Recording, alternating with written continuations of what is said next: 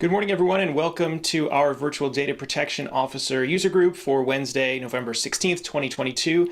It's great to have you with us this morning. Our data security leader, Ryan Mahoney, will be with us in just a minute to kick things off this morning. But first, we want to go over a couple of housekeeping items.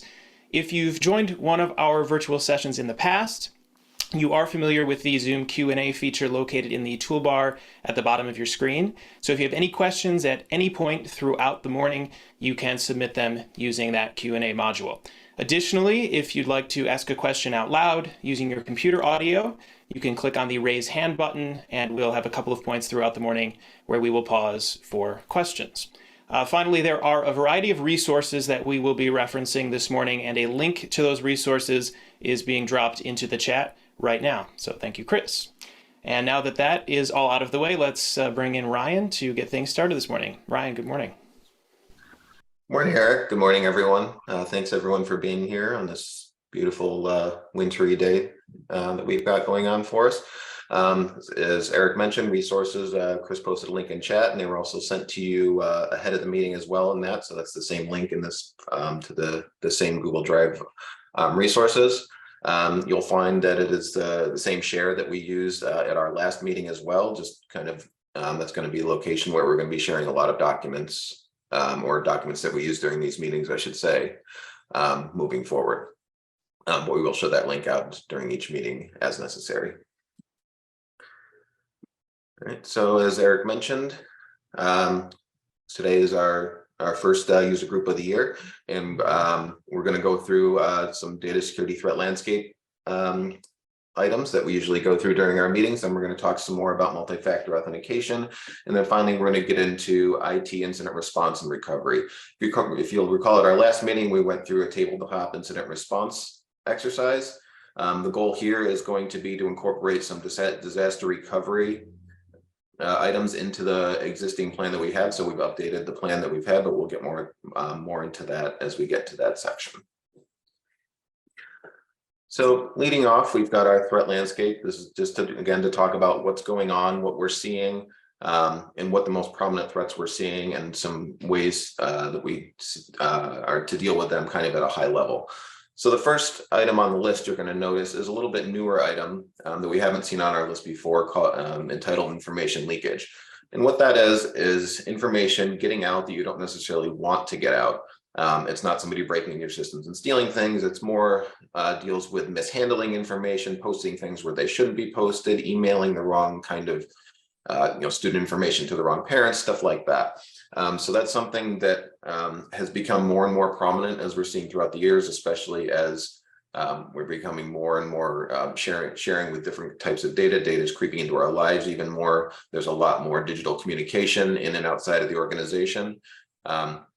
So we want to make sure that we're understanding and working with our staff on the kinds of information that they're sharing, how the district wants staff to handle that data. Are we using the right tools for that? Are we okay putting stuff in Google Drive, and how are we sharing it? Are we using password authentication for Google as opposed to sharing things with wide open links and stuff like that? Is the information that we're sharing suppressed appropriately, that we're sharing publicly, so there's not personally identifiable information in it, or summary information that's so focused that you can still identify who the student is? And we're training staff on the different protocols on how we want information handled. Are we using secure share to transfer big files back and forth, or doing things on our network internally, setting secure file share? So those are kind of some meetings you want to have internally to figure out how we want that data shared and how we can best protect it.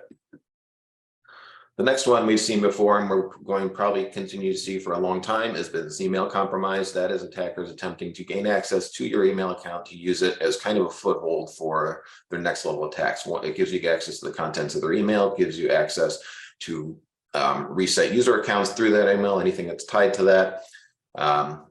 Gives them additional footing to send out more convincing spam emails. In many cases, it's the same login that we use for the network. So if they're inside the network, they're able to use that to progress further and further. So phishing training and teaching users how to report things if they are, in fact, out there. or they have, misclicked or done something wrong or see something weird in their email, who they're supposed to go to and what they're supposed to do with that information. And then, of course, multi-factor authentication, which we're going to get into a little bit later on, is probably one of the #1 key components for preventing this kind of attack. Next one we've seen up here before. It kind of comes often on the list. It's always of critical importance. Sometimes it's been happening a little bit less and less, which is great. But we have seen a couple crop up earlier this year, so we do want to make you aware of that.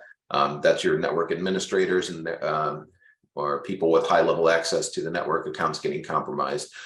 So with those, you want to, again, consider multi-factor authentication. Administrative staff, we've gone over this several times, but just to reiterate, should have separate accounts for their daily use, for their email, stuff like that, as opposed to stuff that allows changes into the network, because that prevents kind of some of those phishing spillover attacks, compromising those account credentials. And again, as I mentioned, multi-factor, you're going to hear me say that a lot, kind of as we're going forward. Phishing and pretexting phishing attacks. So phishing, as we know, is links coming in, people clicking on links. But there's also kind of the context around those links, which is where some of the pretexting stuff comes in. Asking people to do things as opposed to just click this link. So that's, for example, we need you to modify your credentials, or we loaded a new kind of software system so you can log into it with this link, and it really takes you to a Google form or something like that, where they ask you to put in your account details. People type their username and password, and bingo, their account is compromised. So having that phishing recognition training with users, using the KnowBe4 system is great, or any other annual processes or throughout the year processes you can do to train users is fantastic for phishing training. You want to make sure you have consistent operating practices for people, when you're doing your payroll and doing other critical business functions, that you have kind of checks and balances along the way. And that if there are issues, making sure you're verifying with the sender. And again, multi-factor authentication is great for this too. It's not listed on here, but it is, as you get to the next steps of users passing along their credentials, not being able to use those credentials back against you. And then finally, malware and ransomware. There's always malware going in and out of our systems, kind of the nature of education. We have people bringing in their own devices now. Well, we always have, but we're seeing more and more infections on those devices, especially Android phones. So districts may want to consider BYOD policies. Are we allowing users to bring these in? Are we allowing them to connect to the network? Can they connect to the internal network as opposed to a guest network? Keeping those devices segregated from our internal information as opposed to just funneling traffic right out to the internet. So having a conversation around how your district wants to handle bring your own devices. Are we allowing staff to bring in their own laptops to teach with, for example? If so, do we have a list of things that need to be done on that? It needs to be monitored by the district. It needs to have anti-malware, antivirus software installed on it. These are examples. These are not things I'm necessarily saying you should or shouldn't do, but these are considerations for what the district necessarily wants people to have on their machines, if in fact you are allowing them to do that, which can be, it can open you up to additional risk if you are allowing staff to bring in personal devices, or students for that matter. And making sure that all those devices and making sure your internal devices have, things like least privilege access, and you have your anti-malware software installed and up to date on those. Phishing recognition training, again, all those are preventative techniques for your internal malware kind of prevention. So pause there quickly if there's any questions in chat, but I don't believe that there are at this point. As a reminder, you can post link any questions right in the chat, or raise your hand, and we'll stop kind of periodically, as Eric said, at the end of each section to address any of those that might come forward.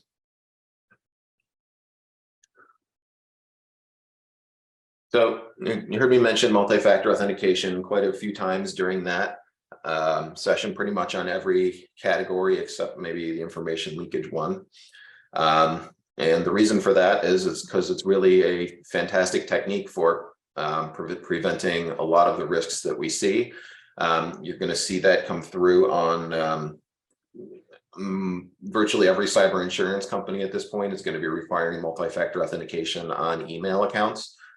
And the reason for that is because of how good a technique it is. Again, it's not foolproof. No security solution is going to be foolproof. There are ways around certain components of multi-factor given how it's set up, but they are obviously much more sophisticated techniques and usually not ones that we are going to be necessarily experiencing because, you know, they want to get in and get out with education sector attacks, you know, dump their ransomware and you know, move through the network, not fiddle with trying to get into specific password protected accounts. They'll kind of move on to lower hanging fruit. But to address multi-factor specifically, as many of us know, but just to, you know, readdress the overview section of it, to authenticate to a system, usually type in your password, and then you'll get some kind of code or something like have a physical key or something like that, and then you'll gain access to the system. So you have your first factor, which is your password, second factor, which is another method of proving who you are, and then finally you gain access. So the authentication factors, typically password is the one that we use, you know, universally. The second factor is something that's you know, different varieties of things can be used. So it could be something you know, something you have, or something that you are. Something that you are is a little bit more difficult in education because right now we have biometrics laws in New York State, basically saying that we're not supposed to be using biometrics until further studies have been done. Now I know those studies are going on right now, so I think we'll see in the next few months kind of some results from that. But cell phones and specifically apps on the cell phones are the most common things we want to use for our second factor. In some cases, PIN numbers or security questions can be used, but they're a little bit less secure, but they are indeed much better than nothing. So looking at those models is going to be what we're going to look at going forward. So we have our user, we verify who they are, and then we give them access to whatever they're allowed to have access to. When we put the MFA in, it fits into the verification step. So it gives us much more confidence that the user is who they say they are. If they have a compromised single factor account, if they've stolen their password, for example, they'll be able to move on through the rest of the accounts pretty much unscathed. If we get into multi-factor authentication, they need that second factor before it's going to allow them to move on. So that's how it prevents these attacks moving forward. And it really is an excellent tool. So when we're deciding on how or when or where to use multi-factor authentication, we need to consider what areas of our environment do we want to use it. We want to focus, as we talked about in the beginning, we want to look at administrative accounts and we want to look at email accounts, specifically staff email accounts. Student email accounts are kind of a whole different animal, and there's and I would not worry about addressing that too much at this point. Until we get into older students would be the first place, but even now I would specifically focus on staff accounts. So which users are account types and which systems. So which systems we talked, email is probably the most critical system, and it's going to be the one that most insurance companies are going to ask you about.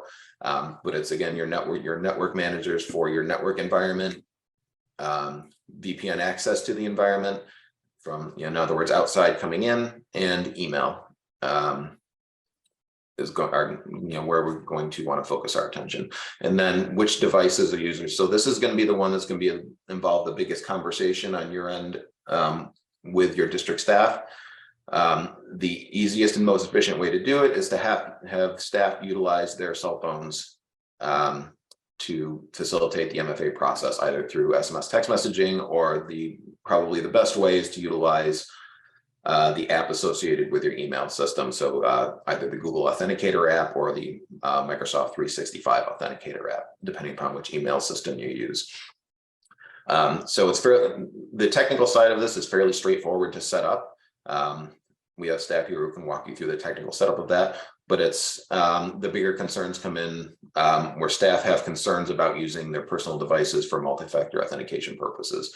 Now, we do have plenty of several districts, I guess, who have gone through this process It's gone rather smoothly with their staff. They do have all staff all set up on MFA with email.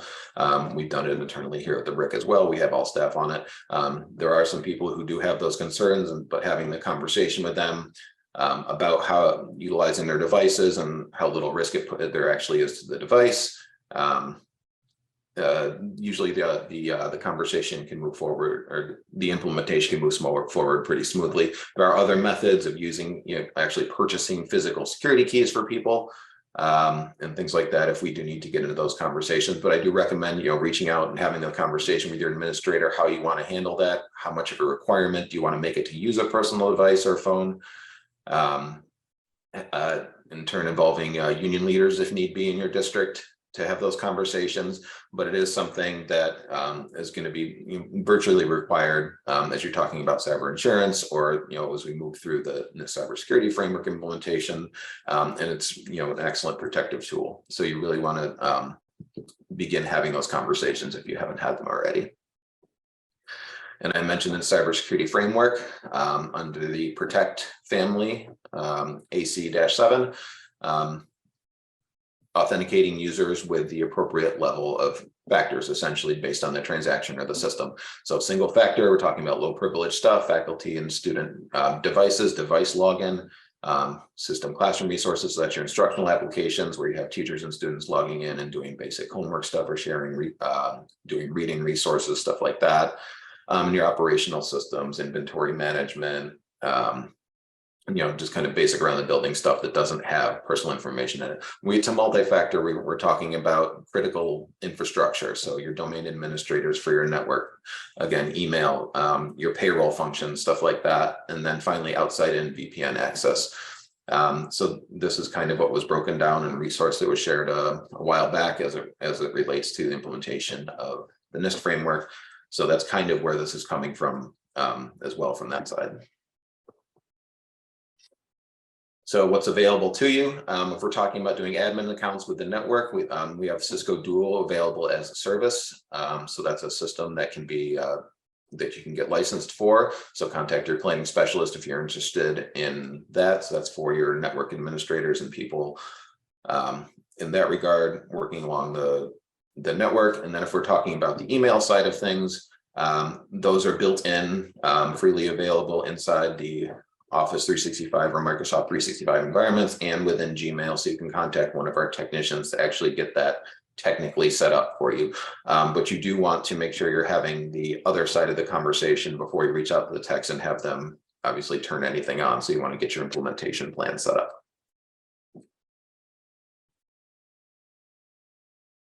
And I will pause there quickly to see if there are any questions in chat, which does not look like there are at this point.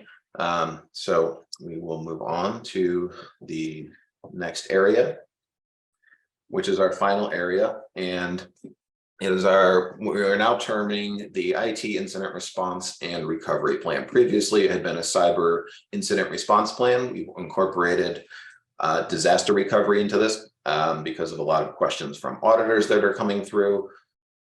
Especially the comptroller's office. They wanted to see more in the disaster quote unquote recovery route. So what happens if there's some kind of physical damage to something, or we're talking about fire or massive hardware outages, stuff like that. And then what the recovery process documented actually looks like. So as I mentioned at our previous meeting, we shared our cybersecurity incident response plan and our contact sheet for to be able to get a hold of MORIC staff on and off hours, who your BOCES contacts are, et cetera. So we're going to focus on the incident response plan, or as we've now updated it to, the IT incident response and recovery plan. So this is focused again on the IT side of things, server and technology infrastructure, operations and things in that realm, as opposed to because you also have school safety plans that deal with building issues and getting all that. So we didn't want to be too redundant with the information we're putting into the plan to overlap some of the other plans that you already have. So this plan is going to be broken down into there's kind of 5 sections. The first three are kind of our foundational components of the plan. So it gives the overview of the plan, what actually goes on inside the plan, our incident response team and who they are, and then kind of some principles of how we handle information, and kind of what our goals and how we want to proceed through the process are. So getting into the plan overview, and I should mention too, the plan itself is listed in the resources that were shared out through the link that is in chat or shared with you ahead of time. So the full documented plan in there, and if you want to follow along inside the plan to kind of see what I'm talking about, you're welcome to, or you can just kind of listen to my overview and you can go back and reference the plan later. And I do want to emphasize as well that the plan is a template. So you're welcome to make and encouraged to make any necessary changes or additions to that, so that you'll see places to put in staff names and phone numbers. There's lists of categories of people. If you want to add more categories, please feel free to do that. There's some sample communications. If you don't like the wording in some of those communications, feel free to update those. And make sure it's tailored to kind of your district needs. So as we get into the overview, it gives us kind of an overview of what our school district is, right? We're a K-12 service organization, Central New York. It talks about the layout of the network, how we're all 52 of us, 53 of us rather, are connected on one big wide area network, districts segregated from each other, and then gets into the purpose of the plan that basically is our kind of roadmap or guidelines for how we are operating during a cyber incident or an incident that basically takes us down, or so either information loss or loss of connection for a significant period of time that we need to recover from. Then there's a list about the kinds of things that go on during the plan, and finally defines some specific terms utilized throughout the plan that may be unfamiliar to people at certain times, not having gone through this, but it talks about an incident response manager, process improvement plan, stuff like that. So all terms that are used throughout the plan itself.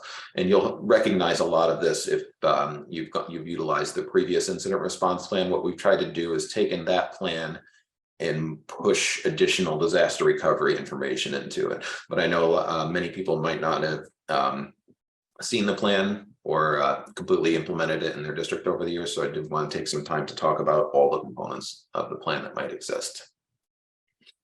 Next piece is your incident response team. So this is a page that allows you to put the contact information so you do have it readily available to you, knowing who your technical contacts are, how we can get in contact with legal counsel if we do need it when we're drafting communications, or who do we need to notify if there's a cybersecurity incident, but also if there is kind of some catastrophic event at the school, like a massive flood or something like that that damages the server room. If there are any legal components to that we need to consider as we're recovering, who's responsible for communication and how they can work with administration to push information out. We added the facilities management people to this plan that were not previously there. Given the nature of how disasters can affect the building and our server room, and what it's going to take to get power back up if there's line breakages or cuts or massive damage to internal district building infrastructure. And I've also added some more technical contacts to this as well. So you'll see kind of at the top, we have our technical contacts, and those are kind of, people, the names that you're familiar with during the day. So you can reach out to them obviously at any time like you normally would. I've also added myself if there's a cybersecurity incident, my name and cell phone number on there, if there's an after hours problem, or you can always reach out. I encourage during the day to utilize the business lines. That way, if they can be dealt with most efficiently if I'm not at my desk, or there's always somebody in the office who are able to redirect your call to somebody who's in the office right now.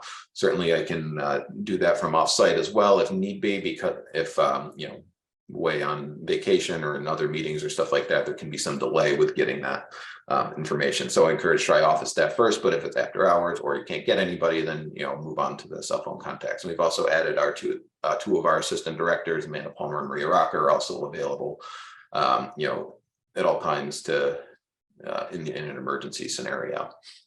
So any of us can kind of direct you or get a hold of the appropriate people and mobilize our response teams on our side as needed. So then we get into the principles of this. So it talks about confidentiality. This is mostly dealing with a cyber attack. So making sure that we're keeping our attacks confidential, at least the specific details, as well as any compromised information, people who might be involved with our public communications. Keeping an eye towards privacy is very important when doing the communication, especially when we're dealing with students, because their information is so protected. Only communicating with the members of who's involved in a data breach. Being able to communicate if there is a wide-scale data breach of some kind, or a ransomware attack or something like that, you can obviously communicate that there was an attack going on, but keeping out specifics of specific individuals who might have been affected. Obviously, you share that with the people who are affected, but not with the general community as a whole. The management of stakeholders and talking about interaction with the community, managing the different agencies that might be involved, such as the state education department, or, again, local utilities, law enforcement, stuff like that, and the stakeholders directly affected by the incident. And we get to report management and communication guidelines, and then the links for reporting stuff to SED. So communication guidelines, what can we say, what can't we say, report management, just kind of keeping track and logging things that happened during the incident, and that we're storing those things and being able to utilize them later on.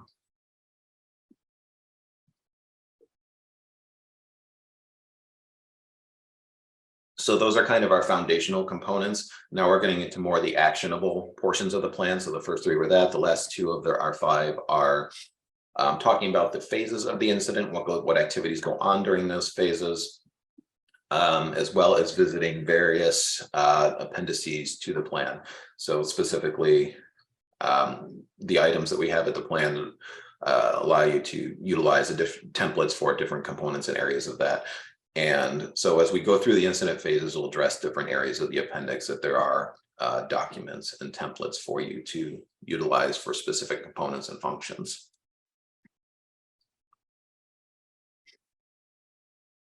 So we have five incident phases to the plan. We have identify, we have assess, response, report, and review.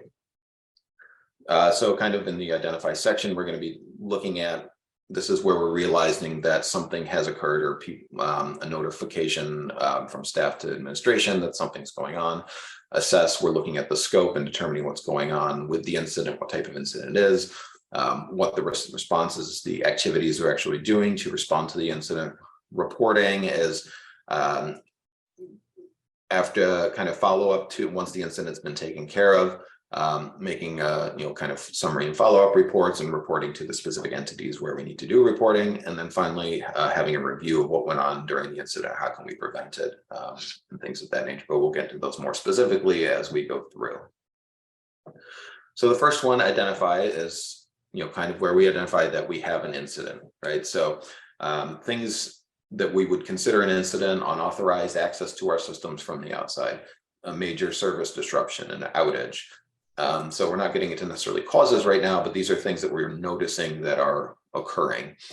We see virus, malware moving across our network. We see ransomware screens popping up on workstations. We're getting complaints of data being leaked out, people doing things they're not supposed to, violating essentially our protocols or ways we want information done and handled. Data theft, people, we're seeing data out in the wild that we're seeing out there. Data is corrupt and we can't manage what's going on inside our platforms. So these are all kind of the symptoms, I guess we could say, things that are noticing they're occurring before doing any investigation to actually figure out what the cause is. So this is the initial, kind of get your foot in the door kind of portion of the plan. The identify, okay, so we see those things. This is where and I should say specifically, those were the steps as we dealt with a cybersecurity event. this section is identify as it relates to a disaster. So we identify, oh, there's been a fire. These ones are much more obvious, right, than the last ones. Cybersecurity, there's in many cases nuance and an underscore kind of to what's going on, and kind of needs to be investigated further to figure out what's actually going on. Fire, flood, massive weather events. These things are all pretty obvious. Long-term utility issues, critical hardware failure. All your servers go down because of some power surge or something like that. These are all much more straightforward and don't require too much investigation and can be in many cases fairly well publicly known. But just to give you an idea, these are the kinds of things that we're now addressing in this plan, as opposed to just the cybersecurity stuff that I talked about. So it's been a new section that's been added into identify. Assess. So that's where we talk about the scope. In this case, judging the scope is going to be the same kind of thought process as you're going through, whether it's cybersecurity or whether it's disaster. So again, what are the symptoms? So that this is looking at those symptoms and figuring out what's going on. Can we analyze and figure out what the actual root cause of those? Again, in many of the disaster cases, it's much more obvious. But obviously, if we see a massive hardware failure, for example, on the disaster side of things, what's the cause of that? Was it a power thing? Was it vandalism? Was it something that disrupted operation, completely damaged the hardware, whatever that might be? Then what the reach is, another kind, as we're looking at scope. Is it something that's affecting a building? Is it affecting the entire district? Is it affecting a subset of systems within our domain? Is it affecting certain components of data or people utilizing data? What's the scope of stakeholders affected? Are we dealing with a data breach? Are we dealing with something that's going to involve sending everybody in the district home and need to mobilize virtual learning? So this is, again, categorizing, figuring out what is our scope and what are we dealing with here, so we can make better decisions as we're responding to the incident and recovering from the incident.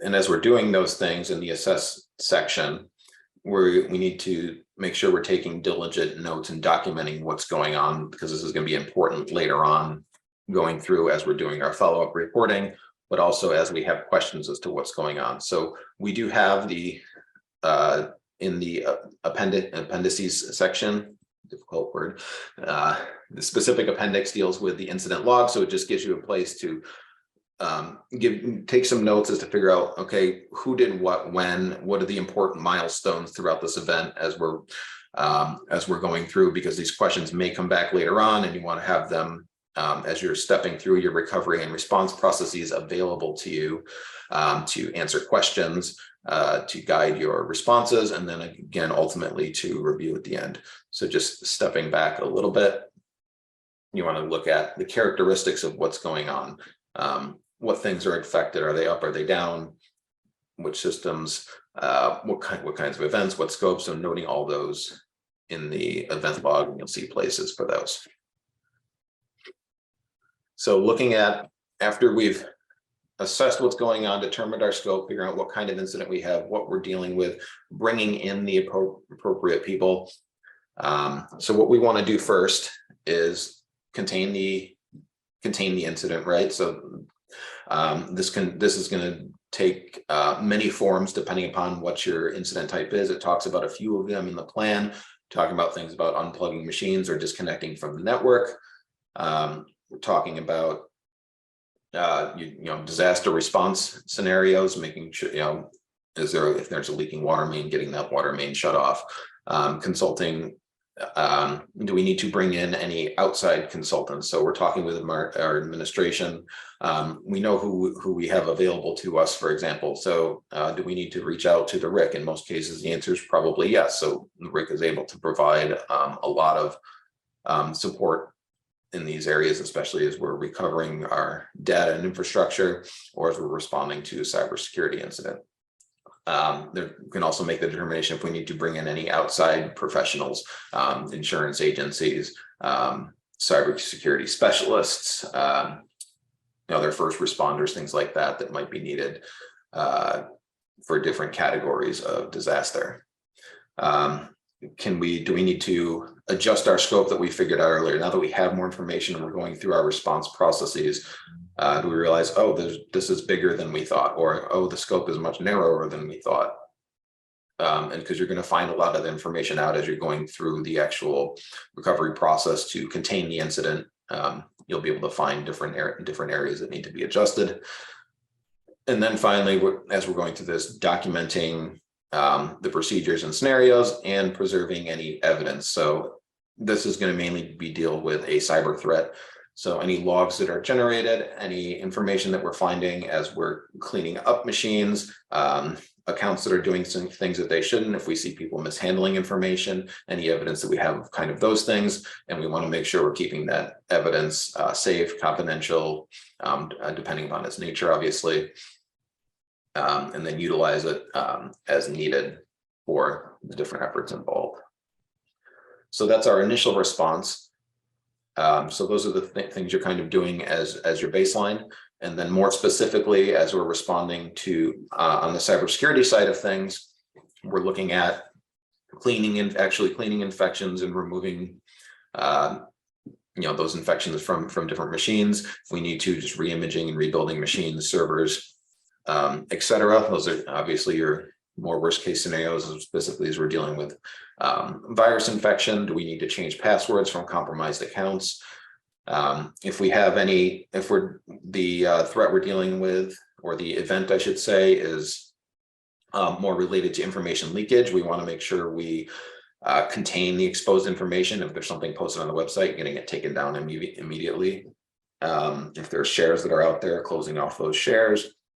If people have information, trying to recover that information as best we can. Obviously, once it's out there, in many cases, things are out there, but in some cases, we can still recover a lot of that information, and making sure that it's better protected in those ways. And then finally, we're talking about communicating with our stakeholders about the different components of the plan as necessary. So cybersecurity, it's not necessarily going to be in every step of the way, because there's a lot of things that change very quickly and moving on back and forth. So in some cases, it might be we have an incident going on, and then later on going through, okay, here's the result of that incident. In some cases, there may be some communications that go along a step of the way if it is a longer term kind of thing, and keeping people updated and preventing some of those questions. And then, as I mentioned, we added a disaster side of things.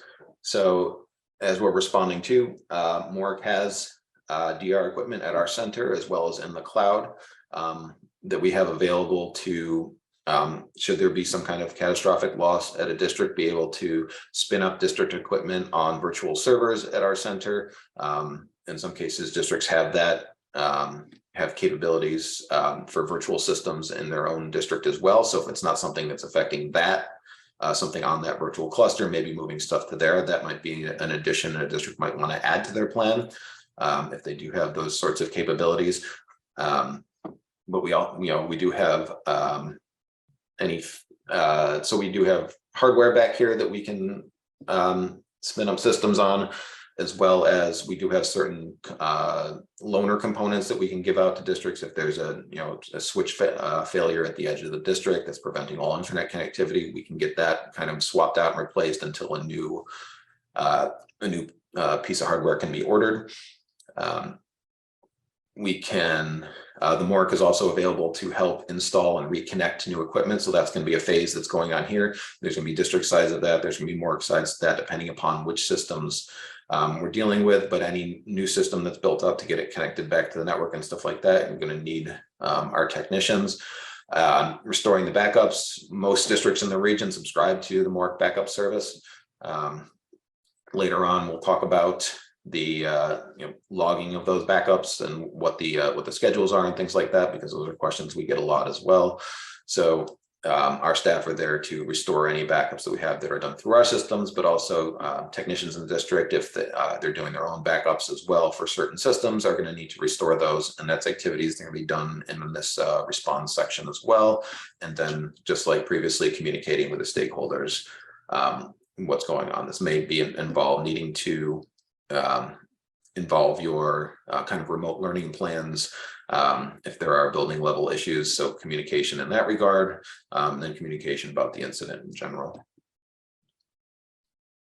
And as I mentioned, one of the appendices is a system backup schedule. So there is a kind of a narrative here about what the backup environment looks like for backups that are done at the MORIC, and it gives you a sheet to list off your systems, when they're backed up, where that stuff is, and how long it's kept for. So those are all questions that are going to be asked by auditors when they're looking at your stuff. They're going to be asked by cyber insurance people when they're looking at your insurance policies. So ones that are done by MORIC, if you do need that information from us, you can reach out to us and we can provide that for you. If you have your additional own backup processes, you can fill those in as well on these. And this is an appendix that is part of this plan that should be updated as there's changes, and will be a good reference point to you as you're responding and recovering from incidents. Next, we have the reporting phase. So this is again taking all the information that you've done previously throughout the plan and kind of summarizing it at the end. What went on, looking back to your notes from your incident log that you've created, assessing what the overall impact to the district was. How long were we down? What actually did we lose? What kind of communications went out? Did we notify everybody that we're supposed to notify? Were we able to recover? What kind of corrective actions are needed and recommended? So this is kind of your post-mortem kind of stuff, or I should say, what kind of corrective actions were taken, I should say, already put in place by your as part of the recovery process and the response process. Keeping copies of your communication is going to be important, especially if you have to answer questions later on.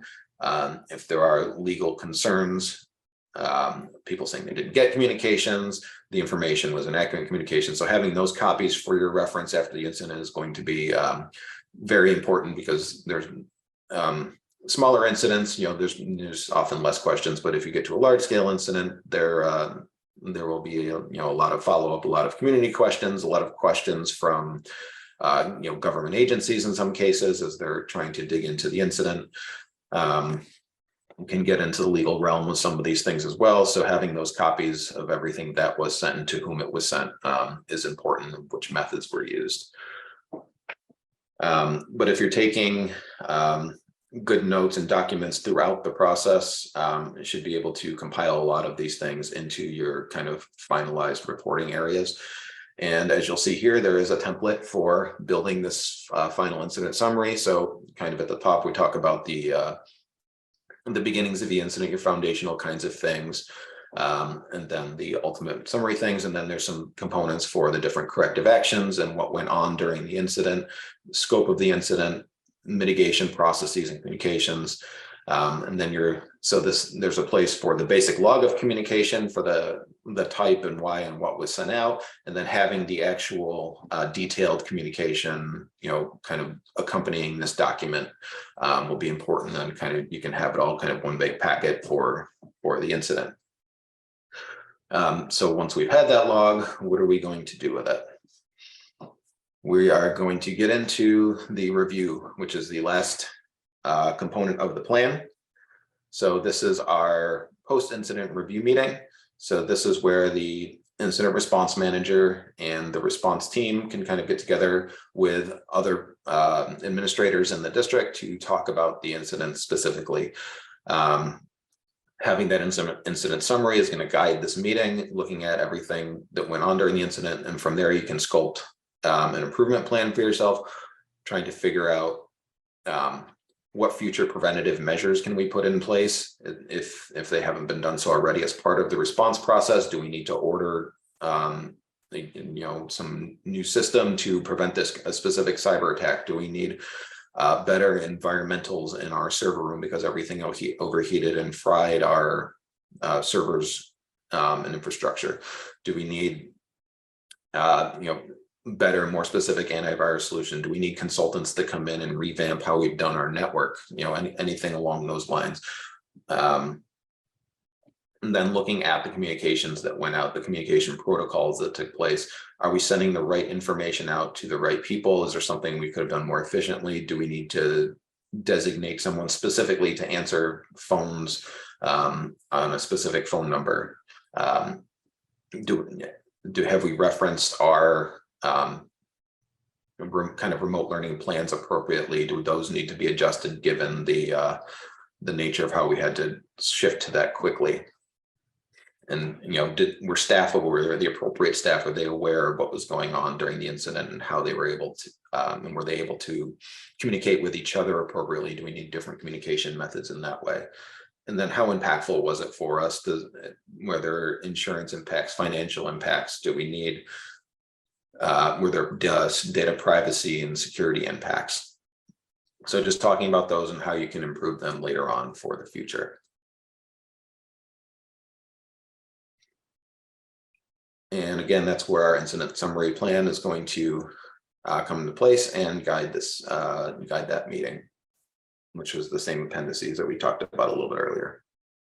So that's kind of the holistic view, obviously the overview of our incident response plan. As I mentioned, the document's out there in the Google Drive if you want to review that in more detail. That's where you can find it. And I encourage you to not only review the plan yourself, but also involve the people who are going to be involved in the plan, your technical staff. If that's not you, I know some of our DPOs are also technical staff, or vice versa, if you're technical staff involving your administration and leadership in the district, and getting individuals familiar with what their roles and responsibilities are. And if you do have questions, reaching out to the RIC as to where we're going to fit into the plan.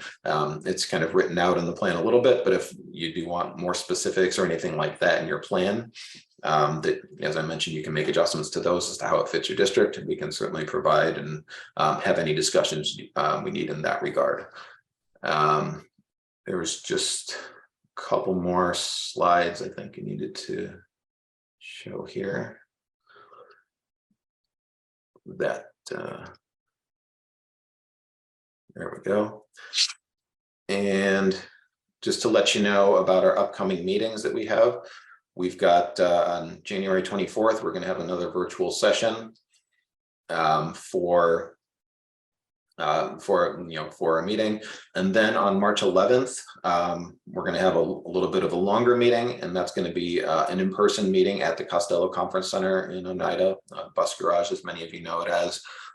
And that'll be with in a combination meeting with our technology leadership meeting. So technology leaders who are not DPOs will be there, and DPOs who are not technology leaders will be there. So we'll have a massive group together, and we're going to be focusing on some technical things and some security things, and how we can, the two sides of the coin can partner with each other to get those plans done in their district. And let's see, it's in March 11th. I see a question, March 11th, a Saturday, and maybe I have the wrong date written on, but it's the date of the tech leadership meeting. I can double check that on the calendar real quick. I think it might be the 14th.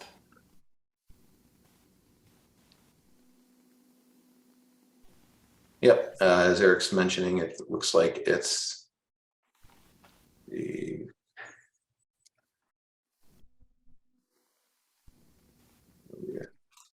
yep. Okay, yep, so as Eric mentioned, it looks like it's the 14th. So you'll see it as you go out to register on the calendar of what the appropriate date for that is. And with that, I think is all we need to discuss for this meeting. Yeah, so Ryan, thank you very much. Again, the dates coming up in January and in March are all available on our website, MORIC.org. You can also check out the other professional learning opportunities that we have coming up over the course of this school year. So again, thank you very much for joining us this morning. If you have any other questions that you think of after the webinar, our contact information is available on our website. So be sure to reach out to us, and we will get back to you as soon as we can. Again, thanks for joining us. We hope you have a great day, and we will see you again soon.